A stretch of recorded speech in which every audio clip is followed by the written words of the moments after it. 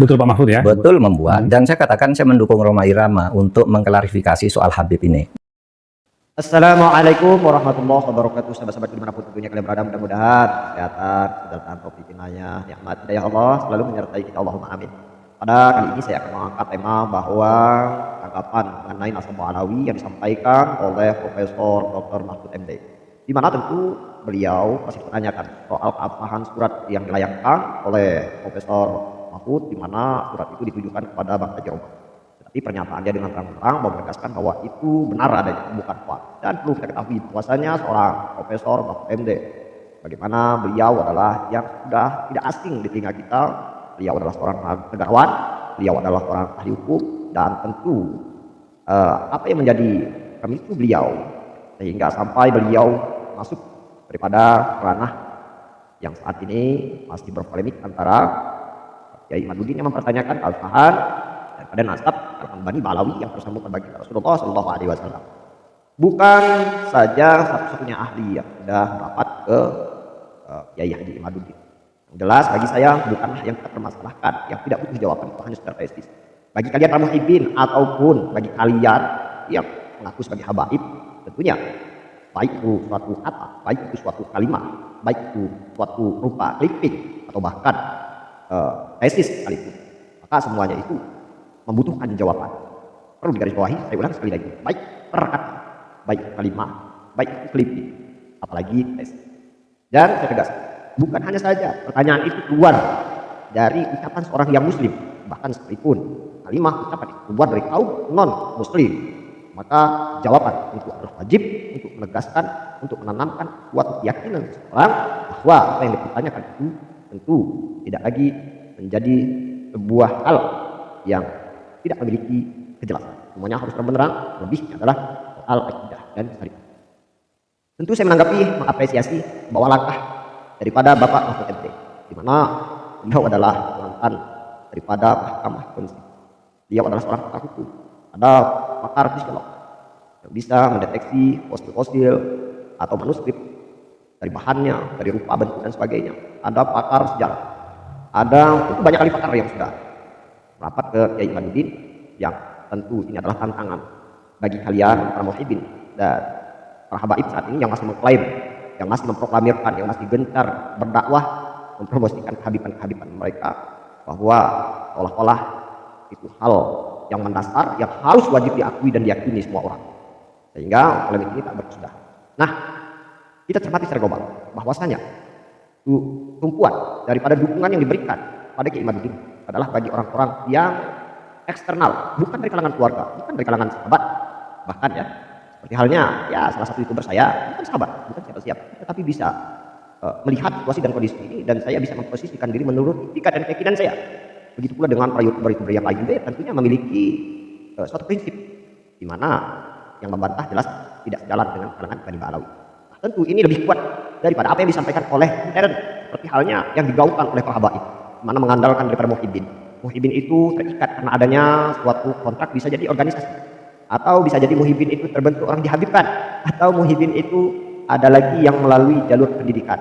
Jadi tentu pernyataan dari internal sangat amat rapuh untuk mengokohkan bahwasanya apa yang dinyatakan, yang diklaim habaib saat ini, bahwa mereka tersambung nasabnya pada baginda Rasulullah SAW.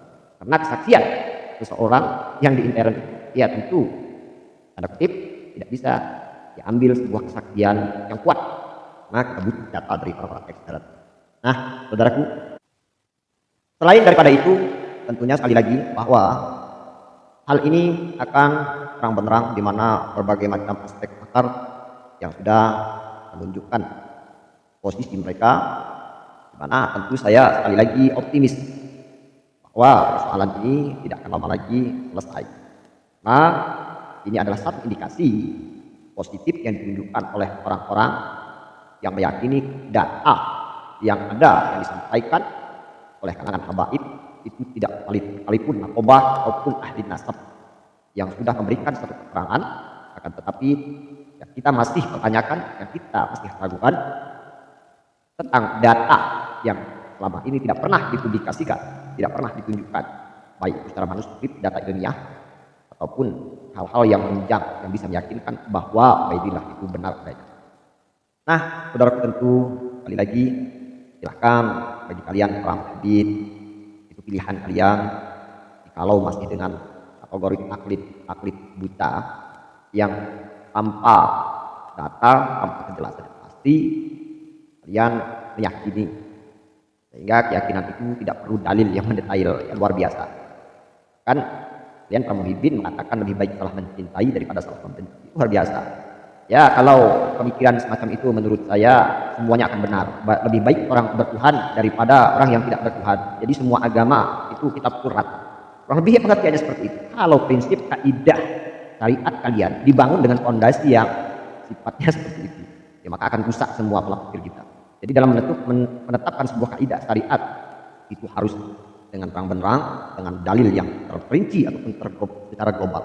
Bagaimana kita diajarkan tentang ilmu tauhid yang mengenal tentang Tuhan. Di sana ada dalil secara terperinci, ada dalil secara global, ada orang-orang yang menafikan seperti kaum Mu'tazilah dan sebagainya, sehingga akal bisa menerima, sehingga imanan yang kita gapai itu dengan sempurna, kokoh, tidak goyah, rimbun badai akan menghantam untuk menyurutkan keyakinan dan keimanan kita. Kalau prinsip kalian yang kalian bangun lebih baik salah mencintai daripada salah membenci, ya menurut saya harus benahi logika berpikir kalian untuk menetapkan akidah kalian, sehingga kalian tidak mudah untuk terprovokasi dan kalian bisa menetapkan suatu fondasi kaidah itu dengan sesuai anjuran para jumhur ulama. Demikian itu saya sekali lagi mengapresiasi apa yang ditunjukkan oleh seorang negarawan.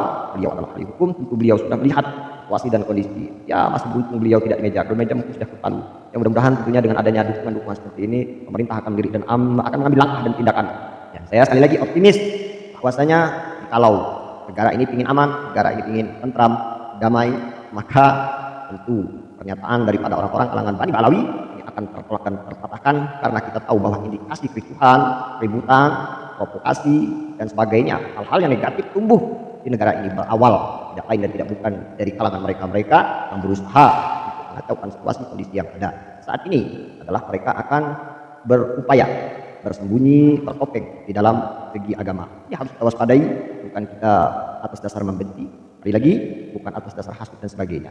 Kami ingin semua data dan bukti, dan bukti itu bisa kalian tunjukkan dengan ilmiah, tentunya dengan data yang terperinci. Kalau kalian sulit untuk menghadirkan suatu ilmiah atau buku-buku kitab-kitab sezaman atau kesaksian dari ekstern, maka sekali lagi dengan cara menggunakan ilmu modernisasi yang dimutakhirkan, maka dengan hal itu tentu tidak akan ada lagi keraguan, kericuhan, maka saya yakin dan pasti bab nasab itu akan segera selesai. Yang mudah-mudahan bermanfaat. Wassalamualaikum warahmatullahi wabarakatuh.